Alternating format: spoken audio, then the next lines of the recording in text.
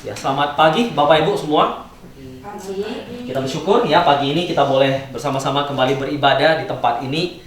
Ya Bapak Ibu, tadi di luar hujan salju ya masih. Jadi ya cuaca agak naik turun sekarang belakangan. Dan kita bersyukur kita masih sehat. Ya kita bersyukur Bu Anggun boleh kembali ya bersama dengan kita. Kiranya Tuhan juga memberkati kita semua dengan kesehatan dan kekuatan. Nah Bapak Ibu, pagi ini saya akan mengajak kita kembali merenungkan dengan satu tema yang berdoa di masa kesukaran. Ya kita akan melanjutkan tema tentang doa Bapak Ibu. Saya nggak tahu apakah Bapak Ibu pagi ini mungkin datang juga dengan beban berat, ya dengan ada satu kesulitan, ada dengan tantangan. Ya kita tahu situasi kita saat ini menghadapi wabah virus corona. Bukan hanya di Korea tapi juga di banyak negara-negara di dunia.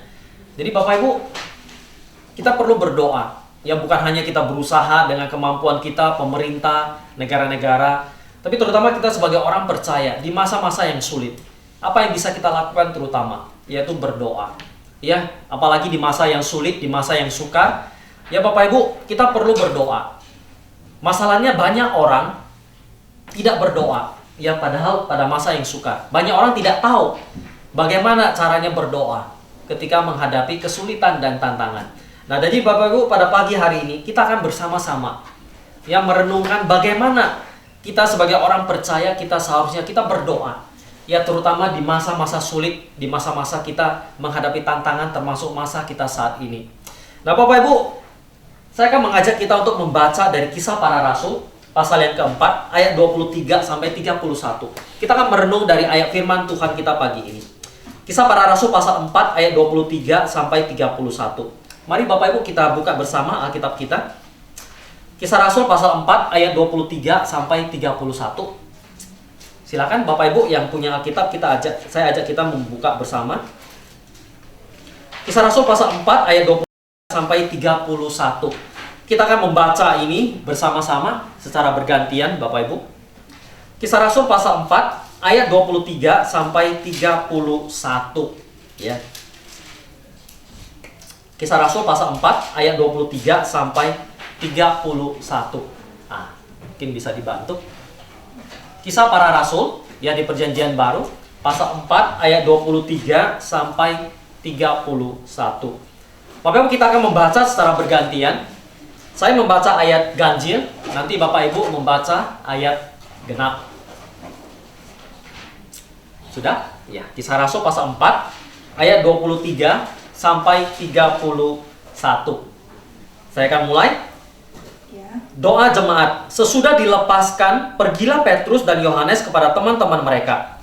Lalu mereka menceritakan segala sesuatu yang dikatakan imam-imam, kepala dan tua-tua kepada mereka. Silakan. Ketika teman-teman mereka mendengar hal itu, terus mereka bersama-sama berkata, Ya Tuhan, Engkaulah yang menjadikan langit dan bumi, laut dan segala isinya. Ayat 25. Dan oleh Roh Kudus dengan perantaraan hamba-Mu Daud, Bapa kami, Engkau telah berfirman, mengapa rusuh bangsa-bangsa, mengapa suku-suku bangsa mereka-reka perkara yang sia-sia? Raja-raja dunia bersiap-siap dan para pembesar berkumpul untuk melawan Tuhan dan yang diurapinya.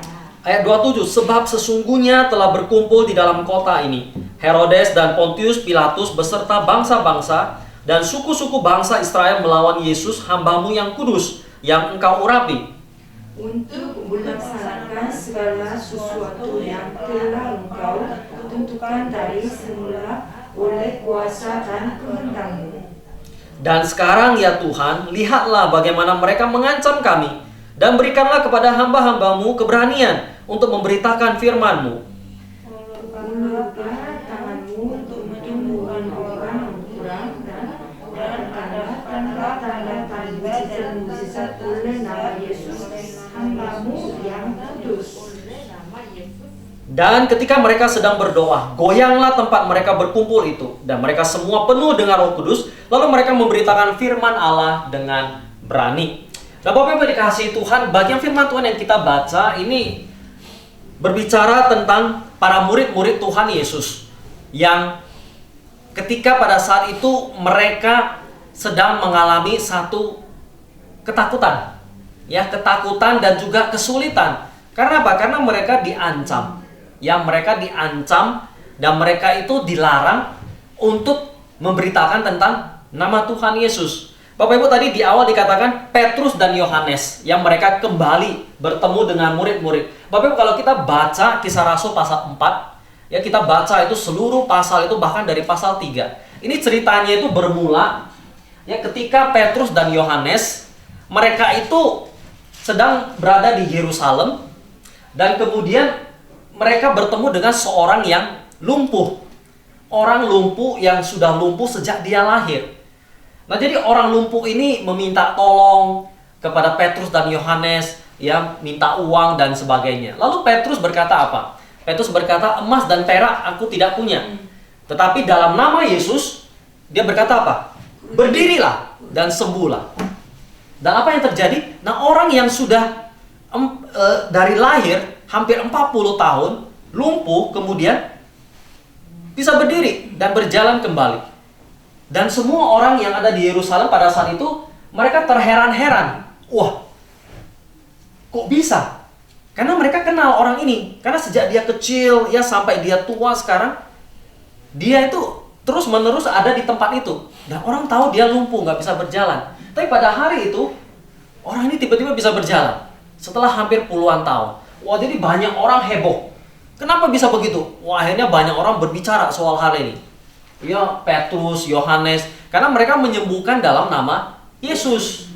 Nah, kemudian Petrus mulai berbicara tentang Yesus yang menyembuhkan, yang memberikan mujizat kepada orang banyak. Nah, ini kemudian didengar oleh orang-orang Farisi, para ahli Taurat, imam-imam kepala. Ketika mereka mendengar tentang Yesus, dan kemudian para pengikut, murid-muridnya menceritakan tentang Yesus di sana, dan ada orang yang lumpuh disembuhkan, mereka kemudian menangkap Petrus. Ya, Petrus dan Yohanes ditangkap karena mereka tidak mau nama Yesus diberitakan. Apalagi Petrus menceritakan tentang Yesus yang bangkit dari kematian. Ya, mereka nggak percaya ada kebangkitan orang mati. Loh, ini bicara tentang Yesus yang bangkit dari orang mati. Nah, lalu Petrus ditangkap dan kemudian diancam. Ya, diancam untuk tidak boleh lagi menceritakan tentang nama Yesus. Ya, pada awalnya dia ditanya dulu, kalian ini menyembuhkan, katanya menyembuhkan orang lumpuh. Dengan kuasa siapa? Ya, dengan cara apa kalian menyembuhkan orang lumpuh ini? Nah, ini orang lumpuhnya. Ya, dibawa. Kok bisa kalian menyembuhkan orang lumpuh ini? Lalu kemudian Petrus bilang apa? Kami menyembuhkan orang lumpuh ini dalam nama Yesus. Yesus yang bangkit dari antara orang mati. Yesus yang sudah kalian salibkan oleh orang-orang Yahudi, oleh kalian yang sudah mati di kayu salib. Nah, jadi justru ketika dia memberitakan tentang nama Yesus inilah, ya, Petrus dan Yohanes ditangkap. Dan kemudian apa yang terjadi? Mereka kemudian diskusi, bagaimana ini?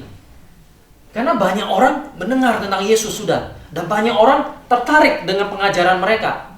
Apalagi menyembuhkan orang yang lumpuh, ini luar biasa. Jadi bagaimana kita? Kalau kita tangkap Petrus, nanti banyak orang bisa ribut. Lalu mereka bahas-bahas, kemudian mereka ngambil keputusan, sudah, kita larang aja mereka. Ya, kita larang mereka untuk jangan memberitakan lagi tentang nama Yesus.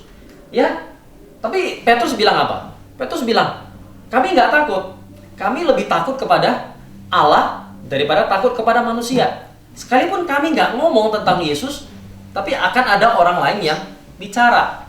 Nah, itu kira-kira. Nah, jadi akhirnya para imam ini nggak bisa melakukan banyak hal. Mereka nggak bisa nangkap dia, nggak bisa nahan dia, tapi mereka mengancam, jangan lagi menceritakan tentang nama Yesus. Kalau kamu menceritakan lagi, kamu akan ditangkap, kira-kira begitu. Jadi diancam. Lalu pulanglah mereka.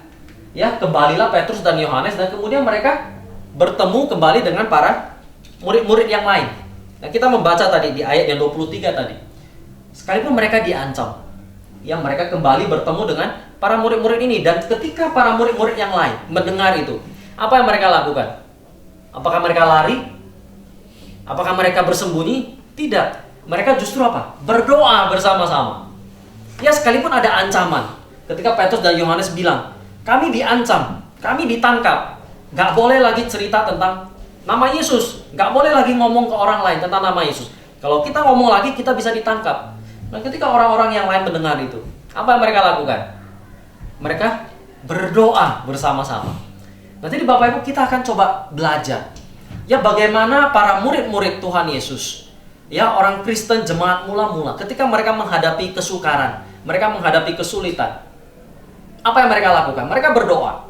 Dan apa yang mereka doakan? Bagaimana mereka berdoa? Bapak Ibu, itu yang akan coba kita renungkan bersama-sama. Nah, Bapak Ibu, bagaimana para murid-murid berdoa? Bapak Ibu, yang pertama yang mereka lakukan, ya bagaimana mereka berdoa di masa kesukaran, ketika menghadapi kesulitan dan ancaman. Bapak Ibu, hal pertama yang mereka lakukan adalah mereka berdoa bersama-sama. Ya, berdoa bersama orang Kristen lainnya, berdoa bersama orang percaya lainnya.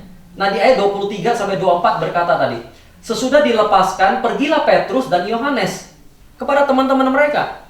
Lalu mereka menceritakan segala sesuatu yang dikatakan imam-imam kepala dan tua-tua kepada mereka. Ketika teman-teman mendengar hal itu, apa yang mereka lakukan? Berserulah mereka bersama-sama kepada Allah dan katanya, Tuhan, Engkau yang menjadikan langit dan bumi, Engkau dan segala isinya. Mereka berdoa, Bapak Ibu, dan berdoanya bersama-sama.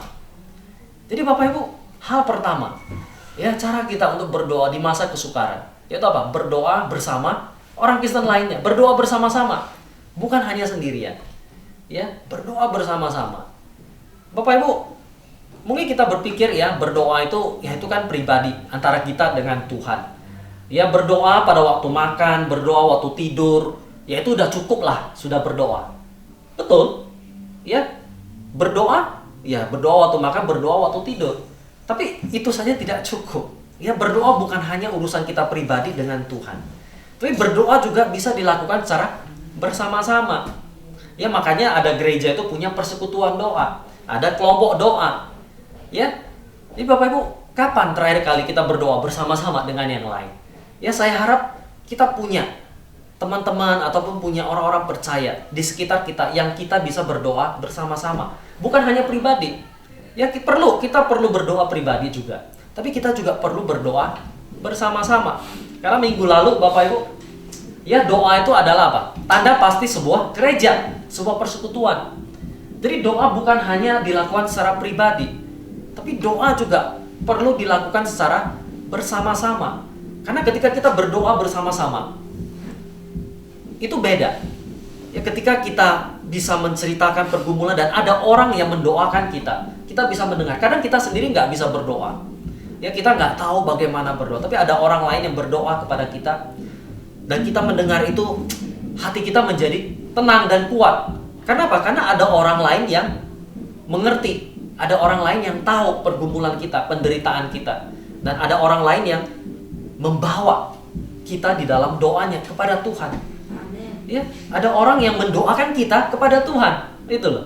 Jadi bukan hanya kita sendiri yang berdoa untuk diri kita sendiri, tapi ada orang lain yang mendoakan kita juga kepada Tuhan. Jadi kalau semakin banyak ya orang yang mendoakan kita, saya pikir Tuhan juga senang. Ya, Tuhan mendengar banyak doa dari orang-orang lain, bukan hanya untuk dirinya sendiri tapi juga untuk orang lain. Jadi Bapak Ibu, hal yang pertama, ya orang Kristen mula-mula, bagaimana mereka berdoa di masa kesukaran? Berdoa bersama-sama, ya. Nah, lalu yang kedua Bapak Ibu, bagaimana cara mereka berdoa? Lalu yang kedua, mereka berdoa kepada Tuhan yang berkuasa atas segala sesuatu. Yang pertama, mereka berdoa bersama-sama. Lalu yang kedua, mereka berdoa kepada siapa? Dia berdoa kepada Tuhan. Tuhan yang bagaimana? Tuhan yang berkuasa atas segala sesuatu. Dan itu dinyatakan melalui doa mereka. Ketika mereka berseru bersama-sama, mereka menyebut apa?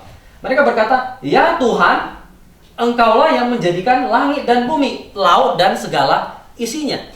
Jadi doa kita itu mengakui kebesaran dan kekuasaan daripada Tuhan.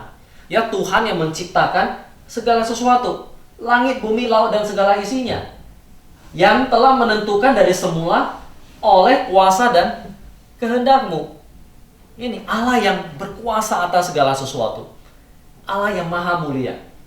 Ya, di dalam doa mereka berkata, Tuhan, Engkau yang menjadikan langit dan bumi, laut dan segala isinya. Sebab sesungguhnya telah berkumpul di dalam kota ini Herodes dan Pontius Pilatus, beserta bangsa-bangsa dan suku-suku bangsa Israel melawan Yesus, hamba-Mu yang kudus, yang Engkau urapi, untuk melaksanakan segala sesuatu yang telah Engkau tentukan dari semula oleh kuasa dan kehendak-Mu. Ya, mereka menceritakan bagaimana situasi mereka. Ya, ada orang-orang jahat, ya ada orang-orang yang menindas mereka, Yesus yang sudah disalibkan mati, tapi mereka mengakui bahwa itu semua terjadi, ya ada di bawah kendali Tuhan. Ya, bukannya Tuhan itu terkejut, Tuhan itu nggak tahu, tiba-tiba kok bisa begini. Nggak, Tuhan tahu. Dan mereka mengakui bahwa Tuhan itu memegang kendali, memegang kontrol atas semuanya itu. Sehingga mereka mengakui kebesaran dan kekuasaan Tuhan. Ya, sehingga mereka berdoa kepada Tuhan yang Maha Kuasa, yang sanggup mengatasi segala sesuatu.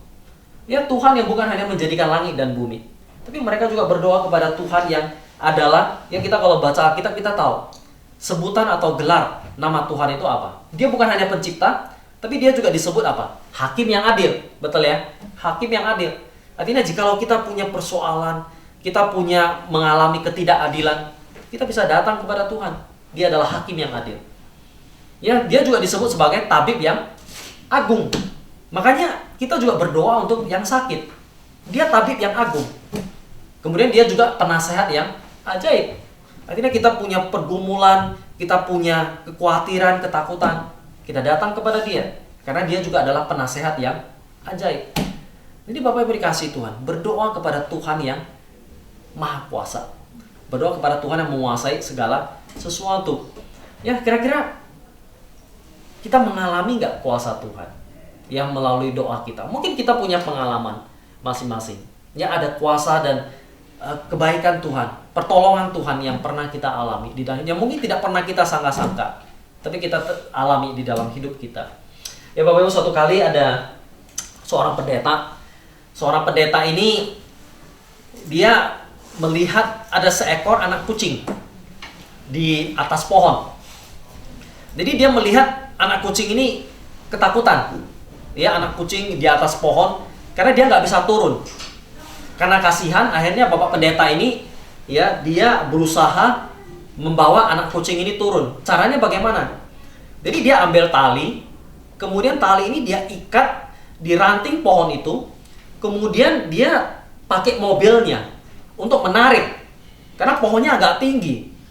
Jadi dia ikat tali itu, kemudian ikat di belakang mobilnya, lalu mobilnya itu dia jalankan supaya pohonnya itu bengkok, ya, jadi turun supaya anak kucingnya bisa turun kembali ke bawah. Tapi rupanya ketika dia menarik itu dengan mobilnya, tiba-tiba talinya putus. Lalu apa yang terjadi? Pohon yang sudah bengkok ini ketika talinya putus, apa yang terjadi? Lempar, kan begitu. Ya. Akhirnya anak kucingnya terbang. Ya, anak kucingnya terbang, hilang nggak tahu kemana. Waduh, Pak pendetanya ini sedih. Dia cari. Di mana anak kucingnya? Aduh, mau ditolong malah hilang sekarang.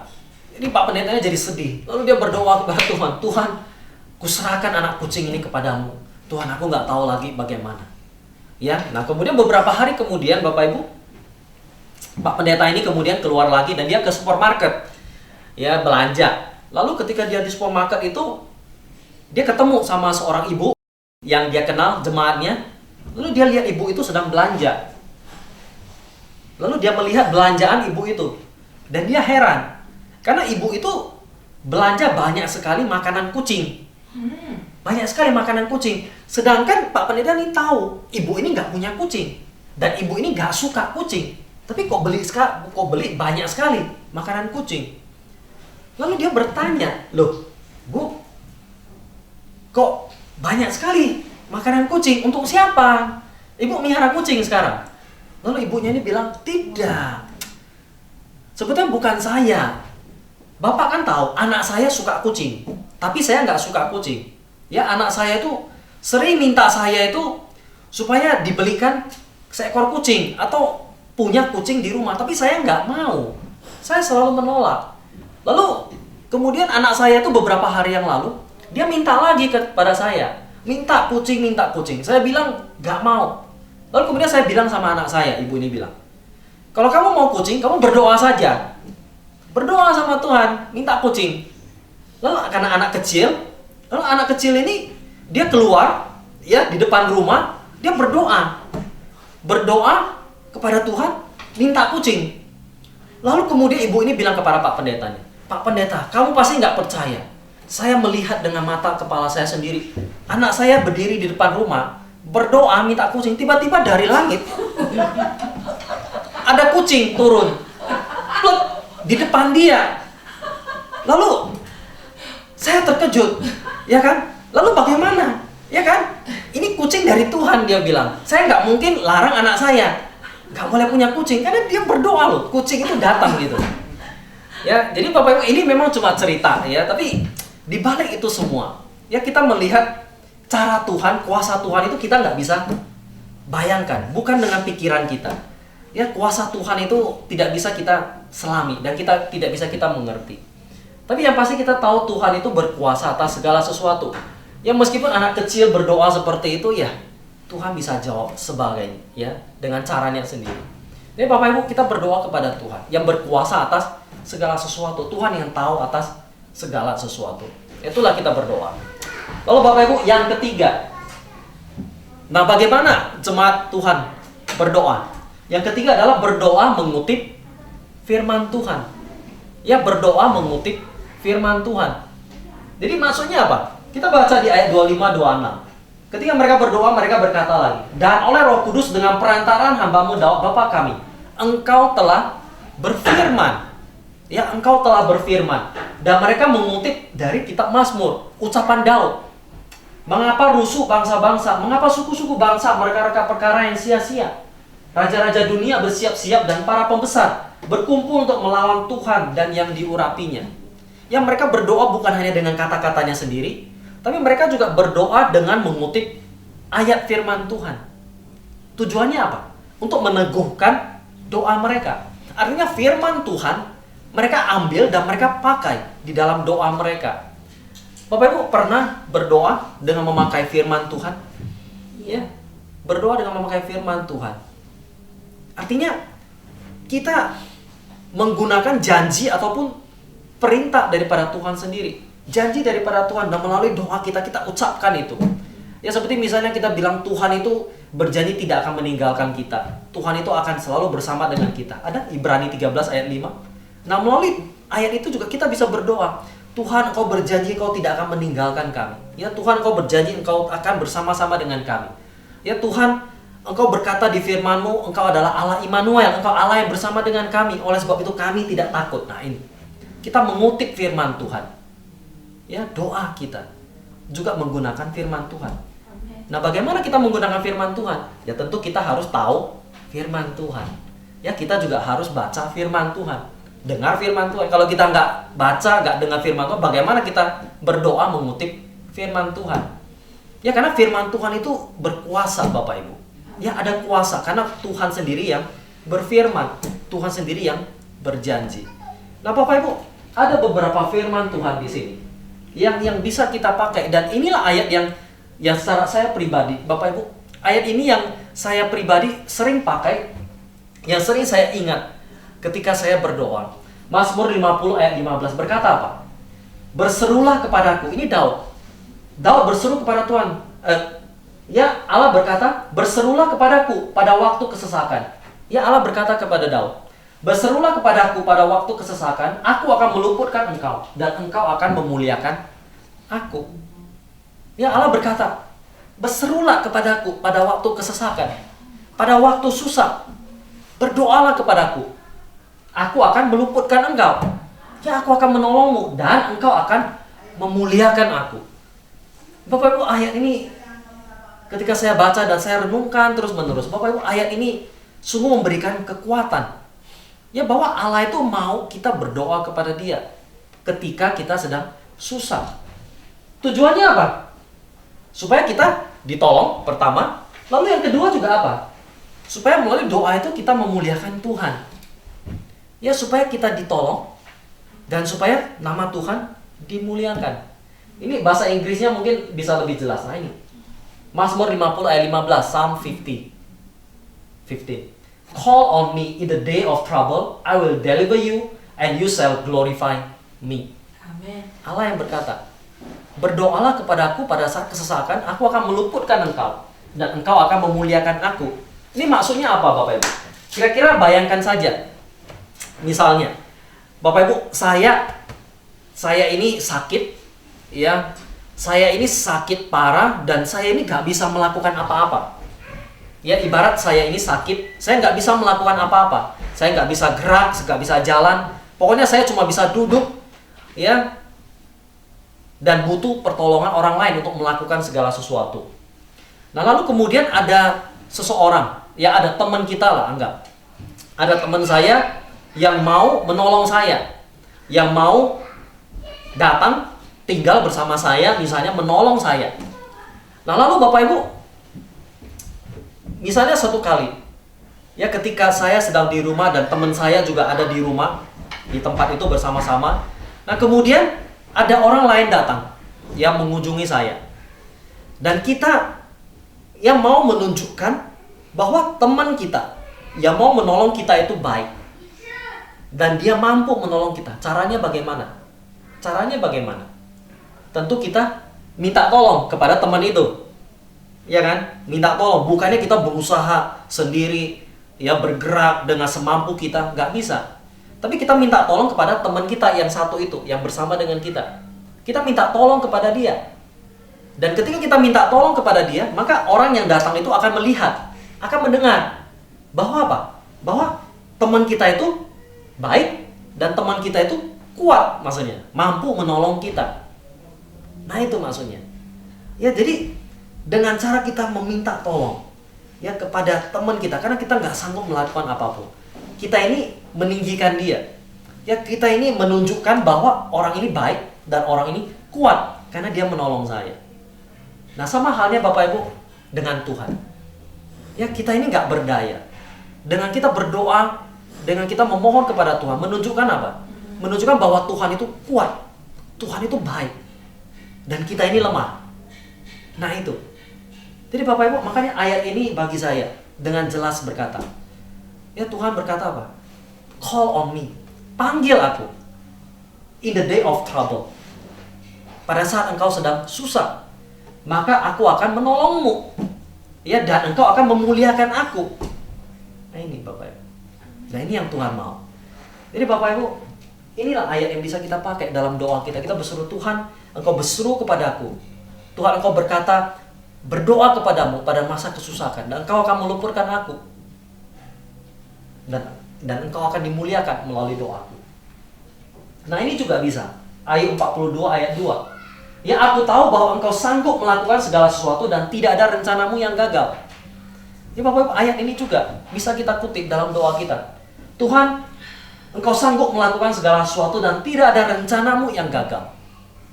Ya, ayat ini, ayat 42 ayat 2. Lalu kemudian ini juga Mazmur 66 ayat 19. Sesungguhnya Allah telah mendengar, ia memperhatikan doa yang kuucapkan.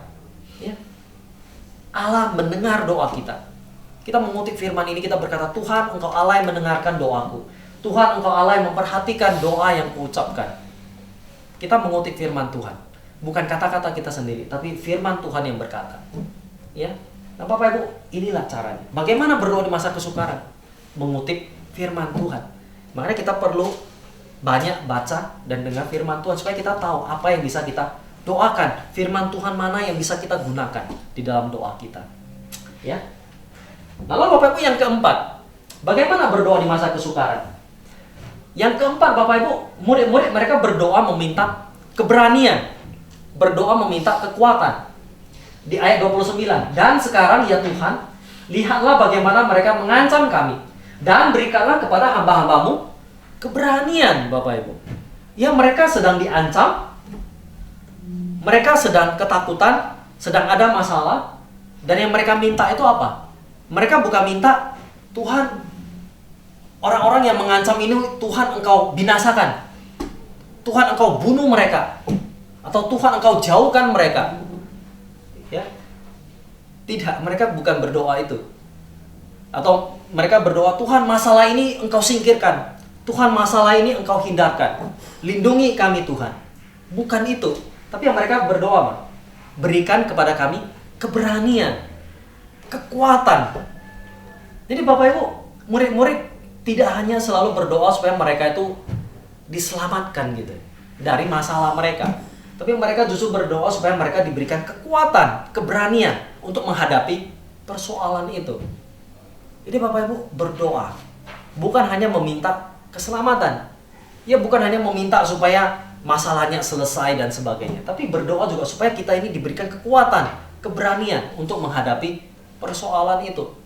Bapak Ibu, satu kali ada seorang anak kecil, dia ikut lomba balap mobil, ya, dengan remote control, ya, dengan mobil. Lalu anak ini masuk ke final, babak final. Nah, di final itu ada 5 orang, termasuk anak kecil ini.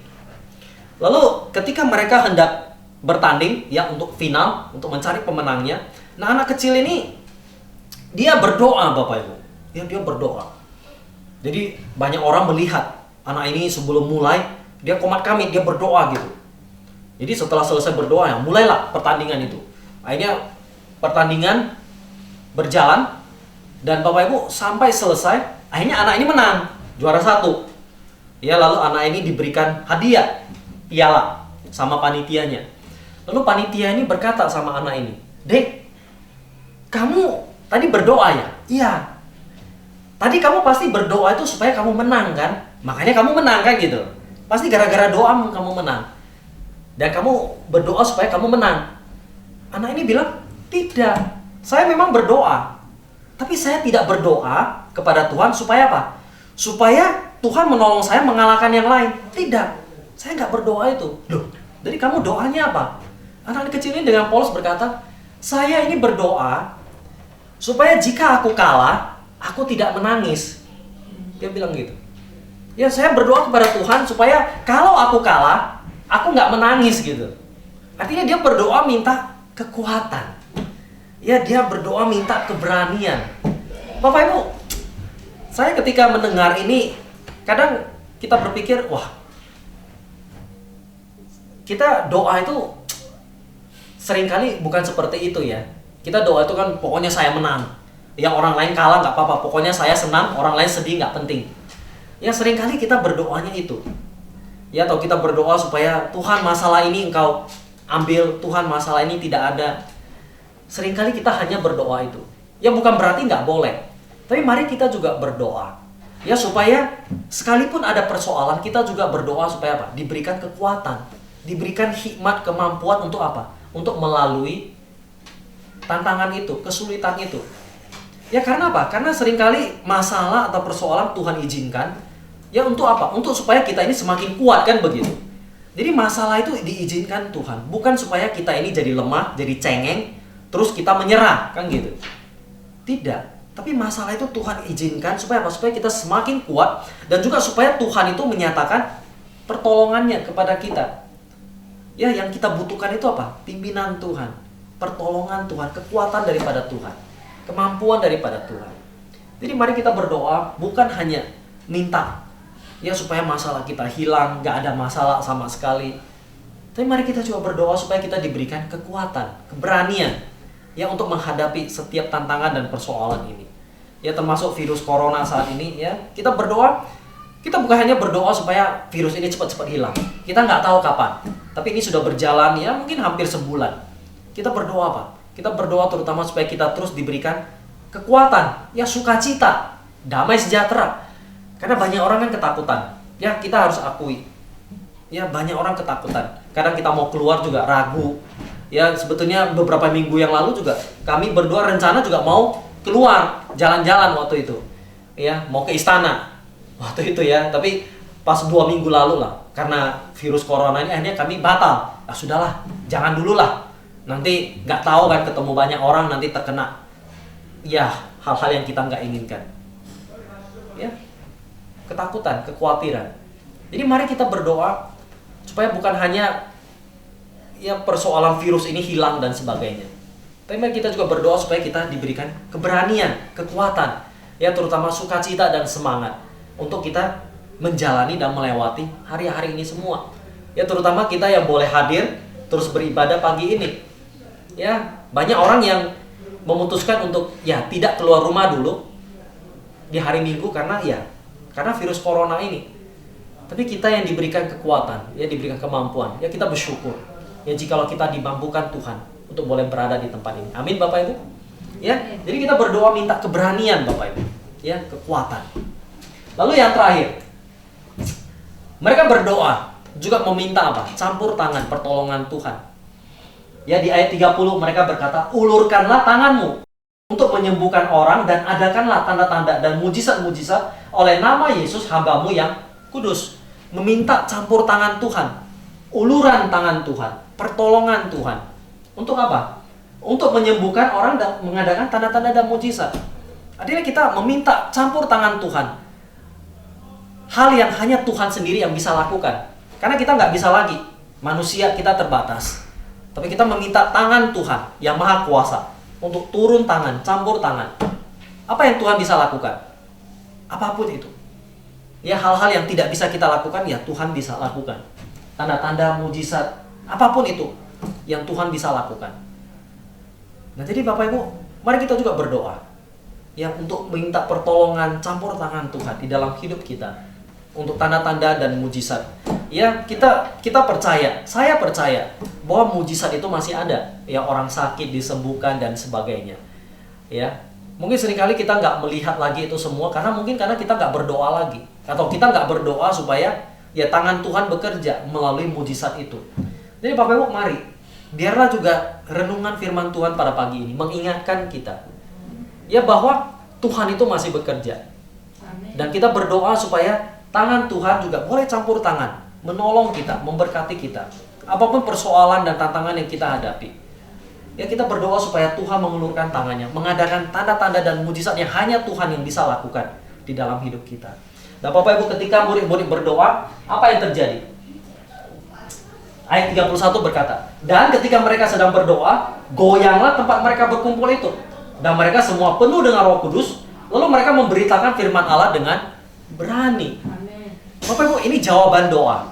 Ya, jawaban doa daripada Tuhan untuk para murid-murid yang berdoa itu. Yang mereka berdoa minta tangan Tuhan bekerja. Mereka berdoa minta keberanian. Mereka berdoa kepada Tuhan yang Maha Kuasa. Dan Tuhan mendengar dan menjawab doa mereka. Ya, karena apa? Karena melalui doa ini nama Tuhan dimuliakan. Kita berdoa bukan hanya untuk kepentingan ya supaya kita sendiri, tapi kita berdoa supaya nama Tuhan dimuliakan. Dan inilah, mereka berdoa supaya mereka dengan berani memberitakan firman Allah. Dan itu menyenangkan hati Tuhan. Nah, jadi Bapak Ibu, bagaimana kita berdoa di masa kesukaran? Yang pertama, berdoa bersama dengan orang percaya lainnya. Jangan hanya berdoa sendiri, tapi mari kita juga berdoa bersama yang lain.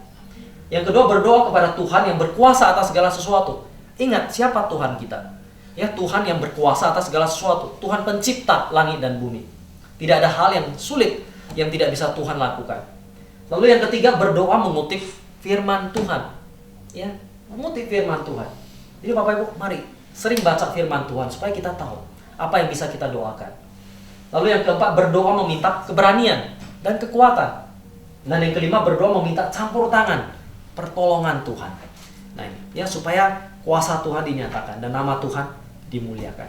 Jadi Bapak Ibu, kiranya renungan firman pada siang hari ini boleh menolong kita, mengingatkan kita di saat-saat kita sedang sulit, sedang susah. Mari, ya ada Tuhan yang mendengar kita, ada Tuhan yang memperhatikan kita. Mari kita berdoa kepada Dia. Amin Bapak Ibu.